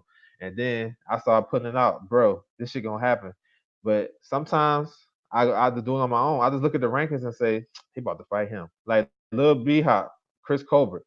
This dude number 5 in the WBA rankings. If you think about it, that's a high ass ranking, right? You know what I'm saying? What he really do? I like him as a fighter, but number 5, let's think about it now. And let's look at PBC. They've been real friendly to the WBA ranking lately. You know what I'm saying? You got Brandon Figueroa. He's fighting for the WBA. He got a WBA regular title. Leo Santa Cruz leaving featherweight to get the super title at 130, the one Tank had. Tank leaving 130 to fight for the regular title in his first fight. You understand what I'm saying? So they've been messing with the WBA kind of nice. So even Rigo, he fighting for a WBA title at 118, one of those off-brand joints. So you know what I'm saying? What do you think they're gonna do for Lil B Hop? So I started saying, now nobody gave me this. I just do my own research. I say, um, Lil B Hop, he gonna fight Jason Velez for the WA interim title. Now this is an educated guess, going off the rankings and looking at shit. Oh, he gonna fight Memphis Miller. I know Memphis Miller fought at 35, and then they got him ranked at 130, just like they got Easter. Easter ranked at 135, but he fought at 140. So he's still keeping that ranking. It's just a leeway, just to say, hey, if you want to come back down, I got some for you. You understand what I'm saying? But you gotta look at shit like that. So I'm saying Lil B Hop, he gonna fight Jason Velez. Jason Velez fought on Tank's last undercard. Ain't nobody talking about that shit. If something would happen to Ricardo Nunez, the guy who fought Tank, Jason Velez would have filled in that role. You know how people either miss weight or something happen fight week, they cut their eye or something, or they fall in the shower or whatever. That guy would have replaced him because he was like 4 or 5. Jason Velez, he fought on the undercard. You know what I'm saying? So little shit like that. So I go a little bit deeper into it. You know what I'm saying? And it don't come from nobody else. If it do come from somebody, uh, then everybody done got it. You know what I'm saying? It is what it is. You know what I'm saying? But I go do my research. So if I hear it from somebody first, I go do my research, like right off the rip. Then I make it mine because I did the research. What's up, Money Brown? What's good, bro? A good ass interviews, man. You been doing. I appreciate that, yo. That should be helping me learn about more stuff about fighters, man. I like that shit. PBC also been nice with the IBF. Yeah, they stay nice. Like, you know what I'm saying? Like Jesse Rosario. You know what I'm saying? I was just on my live stream this talking shit, whatever, and I was just saying what I thought would happen when J Rock when Hurd fell out. I'm thinking like, damn, who J Rock gonna fight? Because they was trying. Remember, December 14th was supposed to have been the PBC card. It supposed to have been top ranking PBC supposed to be going head to head. You know what I'm saying? With Bud and supposed to have been J Rock and Hurd. You know what I'm saying? But Hurd pulled out. And I'm thinking, damn, they gotta get J Rock in the ring, bro. That's a lot of momentum he losing. You dig what I'm saying? So I'm thinking, shit, who he gonna fight? And then just so happened, Justin Rosario. That's why I always be on the rankings, bro. I seen he was in a title eliminator versus the Russian kid that fought on Canelo and Kovalev undercard, who just fought for the IBF eliminator. He's J Rock's mandatory now, but he supposed to fight on Quillen and Gulo card. And I'm looking at the rankings, I'm like, damn, Rosario number 7, this dude number 6, all these guys ahead of them, they don't want this opportunity. What the hell going on? They had Carlos Adamas. He was the next in line. You know, he going the WO route, so scratch him out. They had somebody else. So I'm like, damn. So Al Hammond got Justin Rosario a damn title eliminator, but he pulls out with a hand injury. See, it's small because nobody really rocking with Justin Rosario. They like he ain't make no headlines. What he did, he lost to Gallimore. Nobody really talking about him. They don't know that he fought the same guy. He stopped the guy that Kevin Newman just beat. They gave Newman his first loss. He stopped him in February. Ain't nobody even talking about that shit because he's off the radar. He's just a kind of a contender, middle of the road type of guy. But when I seen he pulled out, I was like, aha. And that was around the same time Hurd pulled out of the J Rock fight. So my shit started going. So I went to both rankings. I went to IBF, I went to WA. I was like, shit. I even went to the IBO rankings. I want to see if he ranked in all three of them joints. I was like, okay, yep, there at the IBF. Okay, boom. There you go at the WA. Went to the IBO. He won't dare the IBO. You know what I'm saying? So I was like, okay, so he got two out the three. Okay, that's gonna be the next contender. And then they said, oh shit, J Rock gonna have a hometown fight January the 18th. Oh yes, sir. Oh yes, sir. That's the perfect opponent. Hometown fight. Nobody really know of him. They can gas him up. He a good puncher. You know what I'm saying? He's with Samson Likowitz. You know he get his fighters hella opportunities. You know what I'm saying? He got Fortuna and he got so all this shit is working with me. So then I just put it out. You know what I'm saying? Hey, this is who we gonna fight, bro. You know what I'm saying? And then show enough, here it is. So that's why I think my shit's a little different from a lot of people because I don't just take, you know, I listen to this like the same media outlets. I get it from them too, but I go do my research behind it so I can make it mine. You know what I'm saying? That's what I do. Uh, how you see Joseph Parker versus Oliver Wale? I like that fight actually. I like Joseph Parker in that fight. I think he'll be able to box well in that fight. I like Joseph Parker like when he's aggressive. So yeah, you speaking straight facts, Law. I'm busy, but still, I appreciate that, D-Lo. 404, appreciate that. But yeah, that's what I do though. So I think mine's a little different. No knock on nobody because everybody content, boxing content, it's a niche. Everybody got their own niche. Everybody got their own style, and they be dropping signs, and I be like, hell yeah, you know what I'm saying? Most of the time, I listen to people. I want to know if they're on the same mindset I'm on. Like, I might disagree with somebody, but like, okay, but I see what he's talking about. I see where he can go at. But no knock to nobody. So yeah, man, it's all love with this boxing shit. This whole beef shit, that shit's funny to me. It's entertainment, but and it's I guess it's for views and whatnot, but it's not my cup of tea. I don't, you know what I'm saying? I just listen and wow, this dude wow, and then go on to the next. But as far as this boxing shit, that's my niche. So we start talking about who fighting who mandatory, who this and who that, who should do this, man, I'm on that shit. You know what I'm saying? Man, I appreciate that money, Brown.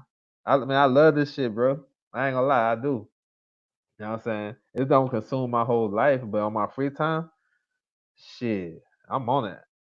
Like I don't like you know, it gives you different shit, whatever. You know, like my situation changed, so I have opportunity to do it more. And I don't even really watch no other sports. You know what I'm saying? I was a big basketball player. I used to play ball. You know what I'm saying? I had a couple coffee in college and high school, whatever. But I don't really watch that shit no more. I check out highlights. You know what I'm saying? Whatever. But this boxing shit, it's like I study that shit because it's like it's all types of phases. I think the most important thing is breaking down the fights. You know what I'm saying? Regardless of all the other shit, breaking down a fight is the fundamental shit. Everybody that have a channel, a boxing channel, that should be your number one rule. Like if I was making a rule, if I had was gonna start a community or whatever, or however I was gonna do it, my number one thing was, bro, I need to know if you know how to break down this fight. That's what I'm listening for. I need you just give me two or whatever and break down the fight. You know what I'm saying? I think that's fundamental, bro. You gotta know how to break down the fight because that's if it wasn't for the fights, then why is we covering boxing? We just talking about drama and shit. I'm a gambler. You help me out a lot. Stop me from oh man, hey, that's good shit though, man. Yeah. I appreciate that though. But yeah, man. But that's what I'm saying. Breaking down a fight, I think that's fundamental right there. And then you get into all the other shit. I love like dibbing and dabbling in the rankings. Like I've been giving I got my Twitter shit. I've been giving Tevin Farmer and Jojo Diaz hell. You know what I'm saying? This fight's been in the works for about 3 months now. You know what I'm saying? Tevin Farmer fought in July, you know what I'm saying, defending his title. And then I'm thinking, okay, the fight gonna happen. But then JoJo fights in JoJo fights in September. He hurt his hand and whatnot. So those 3 months, I think it was so August, September, October. I'm looking at the rankings. I'm like, yo, where the hell JoJo at? I'm looking at the rankings top to bottom. JoJo better than him. Why the hell they don't got him ranked? At least get him 15 so this fight can happen because we all know the IBF out of all the sanction buyers they gonna stay to their word, bro. So I'm like, yo, y'all not gonna trick the boxing fans no more. So I'm gonna put it out there. Yo, JoJo ain't been ranked. Yo, I'm hitting up Lou DiBella. If you check out Lou DiBella's boxing scene, when he was talking about they didn't make him no offer. They didn't make Golden Boy didn't make them an offer or whatever. And Golden Boy having BF, bro, I hit him up on Twitter that not to my horn, but I hit him up on that shit. I was like, yo, what's up with the ranking shit? So every time the rankings come out, I'm like, why JoJo not ranked? Why JoJo not ranked? What's good? I don't believe this fight go, this fucking with him. I don't believe this fight gonna happen. Cause boxing, boxing is like anything can happen. They make their own rules up. I can be ranked. I fuck around. They rank dead people before, so they can easily manipulate the rules and whatnot. And then I also looked at the IBF and was like, okay, is he ranked at featherweight? Is he ranked at lightweight? You know what I'm saying? Who you think win, Tevin or JoJo? Man, that's 50-50. I like I like Tevin. I think he can pull it off. But that's a 50-50. JoJo gonna bring that shit. Something interesting in that fight. I think both styles gonna match. I think this is a fight that I would like to see Tevin box. Not stay in the pocket, not do all. I know you can do it, and you confident in your skills to do that. But I like Tevin when he's box. I think he can box and bank rounds, then start can sit on his shots a little bit. But he want to entertain. I would say box, use your feet, use your good reflex. Like he can box, bro. He can fight. But I don't want him in that pocket too long because I think JoJo can punch a little bit better and he's a little bit smarter. And I think he got a little bit better off of fighting Gary Russell, so he know what to expect. JoJo's last fight, to me, that was bad matchmaking in my opinion. He fought a tall guy, about 5'10", 5'11", southpaw. He got 5 losses. And that's why I say, like, people go to box back and say, "Oh man, this dude got 5 losses, Joe. Man, he tried." Nah, bro, you gotta watch the fights. It's a tall guy from one of those Central American countries, Quadro or something like that. He fought JoJo September 21st on the Facebook Live shit. He gave JoJo some trouble, bro. He's tall. That's a bad matchup. You know what I'm saying? He's tall. He ranges. He'll clinch you up. He'll use his jab. So that's not really indicative of what this fight gonna be with him and Tevin. If Tevin sits in the pocket, he can be able to get some shots off. Tevin been getting touched up. You know what I'm saying? John O'Carroll was touching him up. This last guy was getting some good shots in. It's just Tevin's a little bit better he's active with his shit and his defense is nice when he wants to. But I want to see him box. I want to see him box. I want to see him bank some rounds and because JoJo coming to fight. JoJo feels like he's the bigger man. He gonna have to worry about that IBF weight clause shit, but I want to see Tevin box, man, and like a classic boxing display. Sit down when you have to, when you feel like you're comfortable enough, but don't sit down from the first bell and just be banging with JoJo. That's JoJo's best chance to win. That's his best chance to win. When he fought Gary Russell, he couldn't like he had issues early because of the head speed, but then the mid rounds he started to push him back. He started to touch Gary Russell up. I thought Gary Russell was tiring down the stretch. You know what I'm saying? So it's gonna take him a second if he's boxing using his hand speed on the outside and counter punching well and because JoJo is trying to come in and he can box too, but if he feel like you can't hurt him, he's coming at you. He gonna come. He gonna throw a lot of punches. He gonna try to outwork you. So yeah, man, I like that fight though, and it's a perfect. Were they doing it on Super Bowl weekend in Miami? Oh man, that's just dope. I hope they put Amanda Serrano on the undercard and bring out them Puerto Ricans though. But that's just dope. I like that fight though. That's a good ass fight. You know what I'm saying? But 130 got fights like that all the way across the board, man. You can get Jamel Herring versus Frampton. Uh, You get Valdez versus Burchett. Uh, Cancio is another one. Like I talked about earlier, man. Cancio is in that mix. Um, maybe he fight. See, that's who I think Cancio gonna fight. See, I have my like I'm skeptical because I think JoJo is the WA gold. I don't know if that really recognize that as a world title or interim title. So that's why I don't think he have been ranked with the IBF. So that's I'm like, what's the hold up with this shit? And I think that's why this fight has been held up from being announced. You know what I'm saying? That's like the biggest. They try to cover up a secret. Everybody know they fighting, right? We've been talking about this shit for a minute. This is a fight we want. I think this a good ass fight for the fans and for boxing. Period. Because they're gonna both talk that shit. They're gonna both promote the fight, and they're gonna both come to fight. You know what I'm saying? Ain't nobody like Tevin Farmer. He's a boxer, but he don't like having no boring fights. He be banging. You know what I'm saying? So it's good for boxing. So what's the holdup? They say it's money, right? Oh, they got to work out like Tevin Farmer said, I got to work outside, my deal, whatnot, whatever. Okay, cool. But JoJo got to work out his shit too. They got to get his ass ranked. You know what I'm saying? When last time Golden Boy had an IBF champion? Canelo? Who else? I ain't who else fought for the IBF? You know what I'm saying? So how their relationship?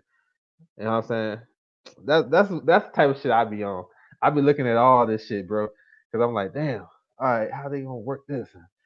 Damn, they telling us the fight gonna happen, but it ain't got announced yet. I ain't seen no I ain't seen no avatar yet. What the avatar at, yo? I need this avatar so I can start getting my content popping. You know what I'm saying? So that's how I look at shit though. It's a lot of ins and outs. Appreciate that money, Brown. Appreciate that, bro. Uh it's a lot of shit though. So like I said, I think you gotta know how to break down a fight.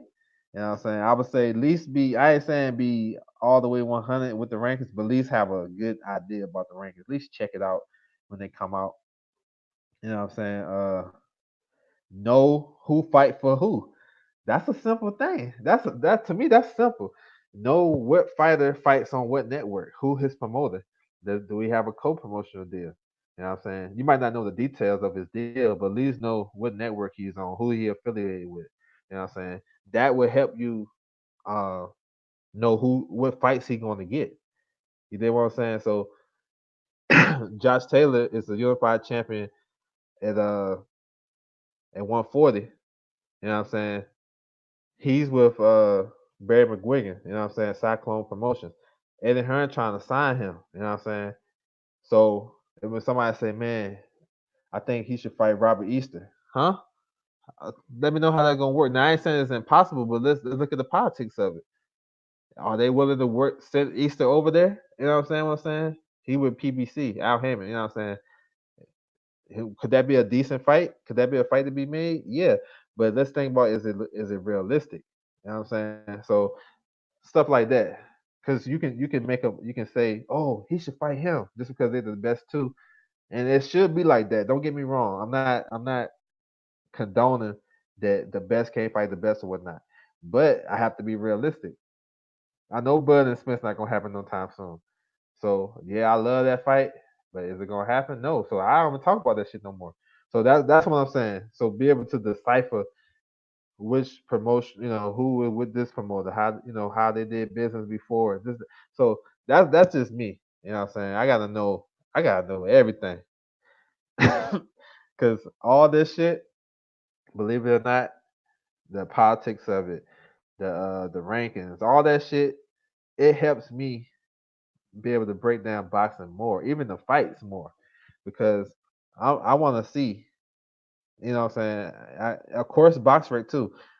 I mean, I'm big on BoxRec, but I'm only big on BoxRec when you're trying to go do your research and then go back and watch the fight. So that's along with it.